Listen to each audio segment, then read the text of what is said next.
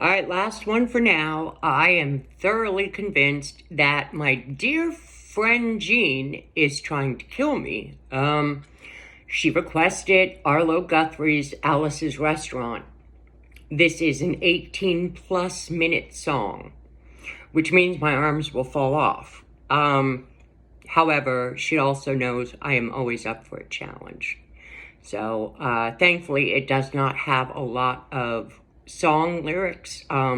Most of it is spoken, but it is absolutely hysterical. If you don't understand what he is saying, pull it up on YouTube. Alice's Restaurant. Oh my God.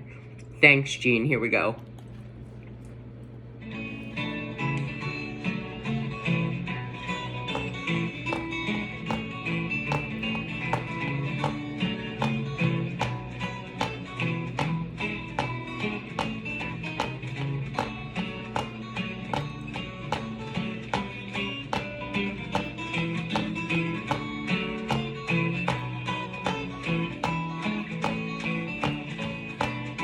This song is called Alice's Restaurant. It's about Alice and the restaurant.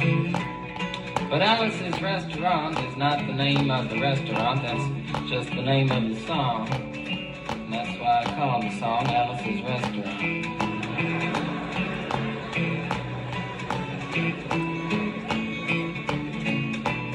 You can get anything you want at Alice's Restaurant. You can get anything you want at Alice's Restaurant. Walk right in, it's around the back, just a half a mile from the railroad track. And you can get anything you want at Alice's Restaurant. Now it all started 2 Thanksgivings ago. It was on 2 years ago on Thanksgiving when my friend and I went up to visit Alice at the restaurant. But Alice doesn't live in the restaurant. She lives in the church nearby the restaurant in the bell tower with her husband Ray and watches a dog. And living in the bell tower like that, they got a lot of room downstairs where the pews used to be. And having all that room, seeing as how they took out all the pews, they decided that they didn't have to take out their garbage for a long time. We got up there, we found all the garbage in there, and we decided it'd be a friendly gesture for us to take the garbage down to the city dump. So we took the half a ton of garbage, put it in the back of a red VW microbus, took shovels and rakes and implements of destruction, and headed on toward the city dump.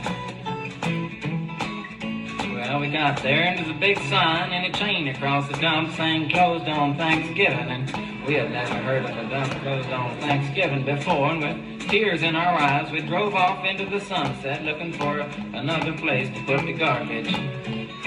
We didn't find one, till we came to a side road, and off the side of the side road was another 15-foot cliff, and at the bottom of the cliff was another pile of garbage, and we decided that one big pile was better than 2 little piles, and rather than bring that one up, we decided to throw ours down. That's what we did.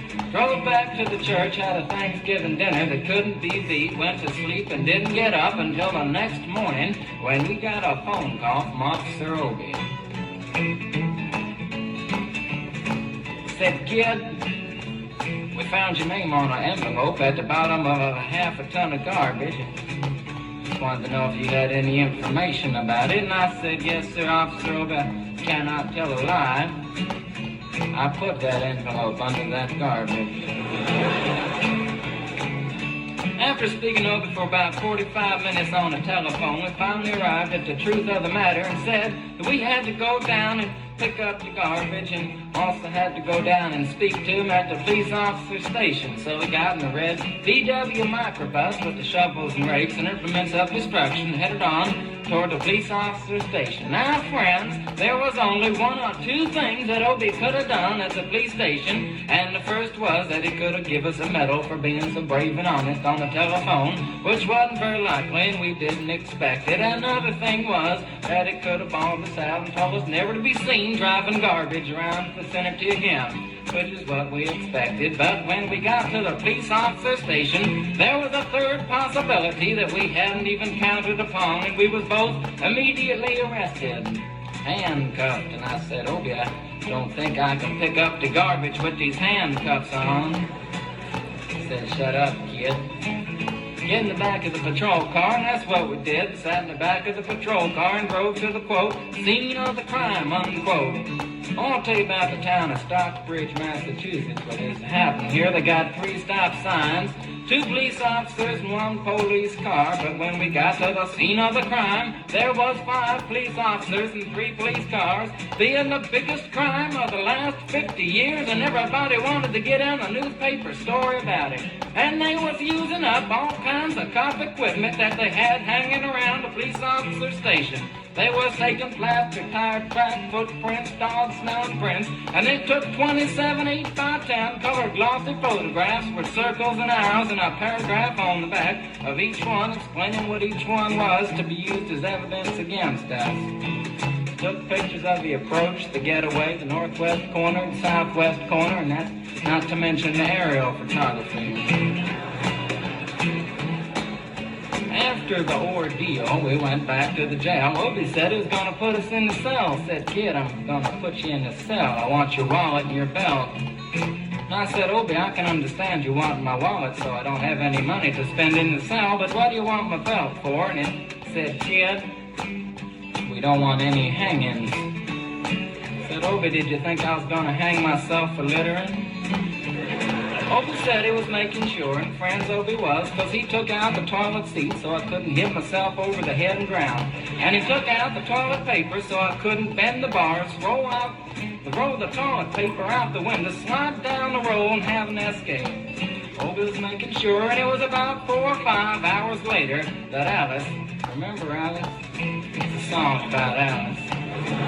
Alice came by with a few nasty words to Obie on the side, bailed us out of jail. We went back to the church, had another Thanksgiving dinner that couldn't be beat, and didn't get up until the next morning when we all had to go to court. We walked in, sat down. Obie came in with the 27 8x10 colored glossy pictures with the circles and arrows and a paragraph on the back each one. Sat down. Man came in, said, all rise. We all stood up, and Obie stood up with the 27 8x10 colored glossy pictures, and the judge walked in, sat down with the seeing eye dog. He sat down. We sat down. Obie looked at the seeing eye dog. There's the 27 8x10 colored glossy pictures with the circles and arrows and a paragraph on the back of each one, and looked at the seeing eye dog. And then the 27 8x10 colored glossy pictures with the circles and arrows and a paragraph on the back of each one, and began to cry, because Obie came to the realization that it was a typical case of American blind justice, and there wasn't nothing he could do about it. And the judge wasn't going to look at the 27 8x10 colored glossy pictures with the circles and arrows and a paragraph on the back of each one, explaining what each one was to be used as evidence against us. And we was fined $50 and had to pick up the garbage in the snow, but that's not what I came to tell you about. Came to talk about the draft. We got a building down New York City, it's called Whitehall Street, where you walk in and you get injected, inspected, detected, infected, neglected, and selected. I went down to get my physical examination one day, and I walked in and sat down. Got good and drunk the night before, so I looked and felt my best when I went in that morning. Because I wanted to look like the all-American kid from New York City. Man, I wanted to feel like I wanted to be the all-American kid from New York, and I walked in, sat down, I was hung down, brung down, hung up, and all kinds of mean, nasty, ugly things. And I walked in, I sat down, and gave me a piece of paper, said, kid, see the psychiatrist, room 604, and I went up there, I said, shrink, I want to kill. And I want to kill. I want to see blood and gore and guts and veins in my teeth. Eat dead, burnt bodies. I mean, kill.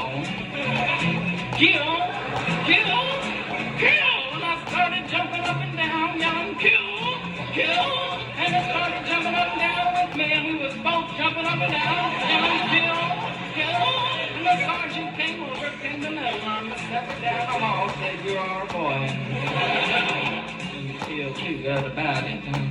Proceeded on down the hall, getting more injections, inspections, detections, neglections, and all kinds of stuff that they were doing to me at the thing there. And I was there for 2 hours, 3 hours, 4 hours.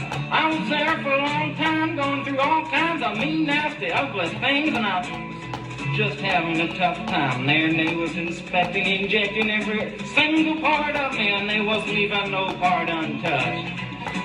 Proceeded through, and when it finally came to see the very last man, I walked in, sat down after a whole big thing there, and I walked up and said, what do you want? He said, kid, we only got one question. Have you ever been arrested? And I proceeded to tell him the story of Alice's Restaurant Massacre with full orchestration and 5-part harmony and stuff like that, and then other phenomena. Stopped me right there and said, kid, did you ever go to court? I proceeded to tell him the story of the 27 8x10 colored glossy pictures with the circles and arrows and a paragraph on the back of each one, and stopped me right there and said, kid, I want you to go over and sit down on that bench that says Group W.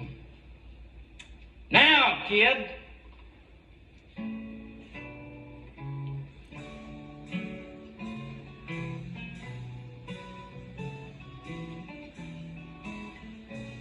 And I walked over to the bench there, and there's Group W's where they put you if you may not be moral enough to join the army after committing your special crime. And there was all kinds of mean, nasty, ugly-looking people on the bench there. Mother rapers, father stabbers, father rapers sitting right there on the bench next to me, and one, it was mean and nasty and ugly and horrible and crime-fighting guys was sitting there on the bench. And the meanest, ugliest, nastiest one, the meanest father raper of them all, was coming over to me, and he was mean and ugly and nasty and horrible and all kinds of things. And he sat down next to me and said, kid, what'd you get? I said, I didn't get nothing. I had to pay $50 and pick up the garbage. I said, what were you arrested for, kid? And I said, littering. And they all moved away from me on the bench there, and Harry eyeball and all kinds of mean, nasty things, till I said, and creating a nuisance, and they all came back, shook my hand, and we had a great time on the bench talking about crime, mother stabbing, father raping, all kinds of groovy things that we was talking about on the bench. And everything was fine. We were smoking cigarettes and all kinds of things until the sergeant came over,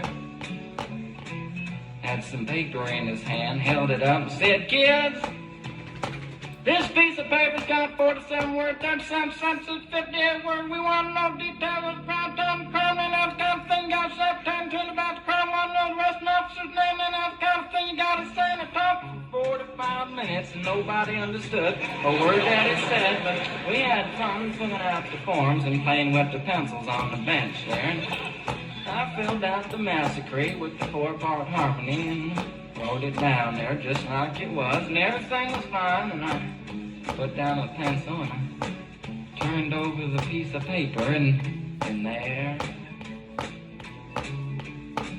on the other side, in the middle of the other side, away from everything else on the other side, in parentheses, capital letters, quotated, read the following words. Kid, you rehabilitated yourself. I went over to the sergeant and said, Sergeant, you've got a lot of damn gall to ask me if I've rehabilitated myself. I'm sitting here on the bench. I'm sitting here on the Group W bench. Cause you wanna know if I'm moral enough to join an army, burn women, kids, houses, and villages after being a litter bug. Listen to me, sick kid. You don't like your kind. We're gonna send your fingerprints off to Washington, friends. Somewhere in Washington, enshrined in some little folders, study in black and white of my fingerprints. And the only reason I'm singing you the song now is because you may know somebody in a similar situation.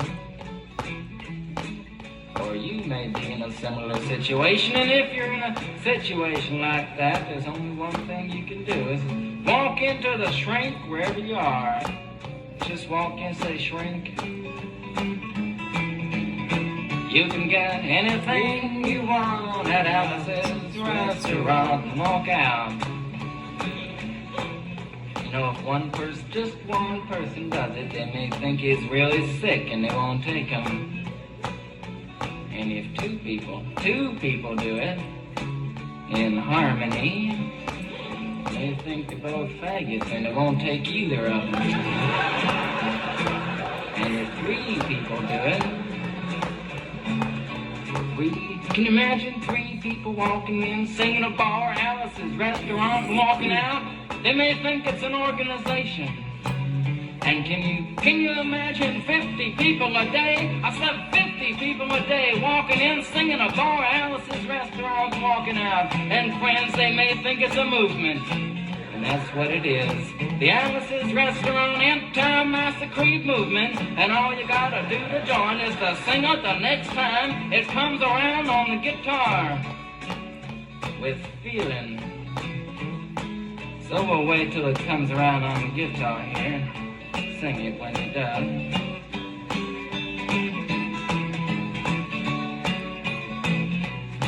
Here it comes.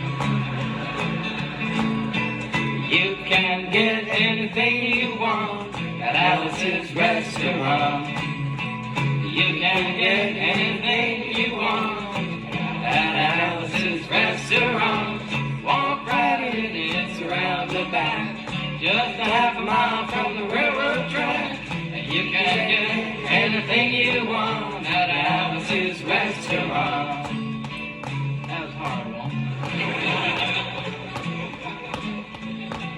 If you want to end war and stuff, you gotta sing loud. You can put it loud. I've been singing the song now for 25 minutes. I could sing for another 25 minutes. Not proud. Or tired. So we'll wait till it comes around again, this time with 4-part harmony and feeling. We're just waiting for it to come around is what we're doing.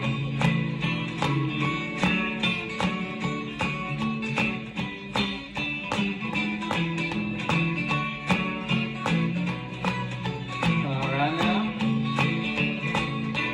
You can get anything you want at Alice's restaurant. Accepting Alice. You can get anything you want at Alice's restaurant. So walk right in, it's around the back, just a half a mile from the railroad track. And you can get anything you want at Alice's restaurant. At Alice's restaurant.